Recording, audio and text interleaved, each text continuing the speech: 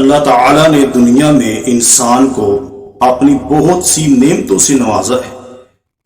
حقیقت بات یہ ہے کہ اگر ہم ساری زندگی سجدے کی حالت میں پڑے رہیں، اس مالک کی دی ہوئی ایک نعمت کا بھی ہم شکریہ ادا نہیں کر سکتے۔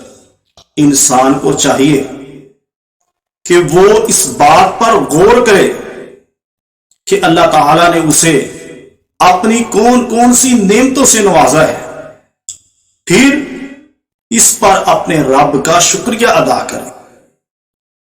قرآن حکیم میں اللہ تعالیٰ فرماتے ہیں وَاشْكُرُوا لِي وَلَا تَكْفُرُونَ، فرمایا میرا شکریہ ادا کرو، وَلَا تَكْفُرُونَ، اور میری ناشکری نہ کرو۔ اس کی وجہ یہ ہے کہ جو انسان ناشکری کرتا ہے اللہ تعالیٰ ایسے انسان کو ناپسند فرماتے ہیں، ایسے انسان سے اللہ تعالیٰ ناراض ہوتے ہیں۔ اور جو انسان اللہ تعالیٰ کا شکر ادا کرتا ہے اللہ تعالیٰ اس کی برکت سے جو انسان کو دیا ہے اس میں مزید اضافہ فرما دیتے ہیں۔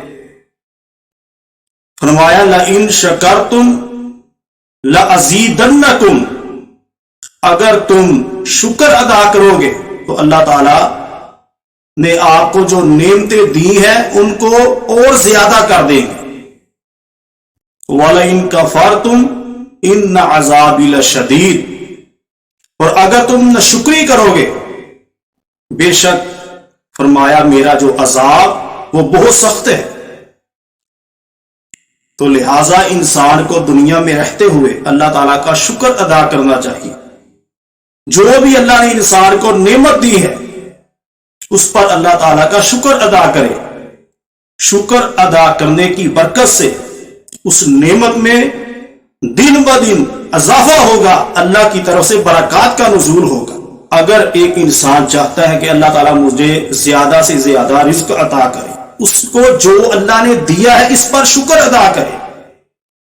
جب شکر ادا کرے گا اس میں مزید برکت آئے گی، مزید بڑھے گا۔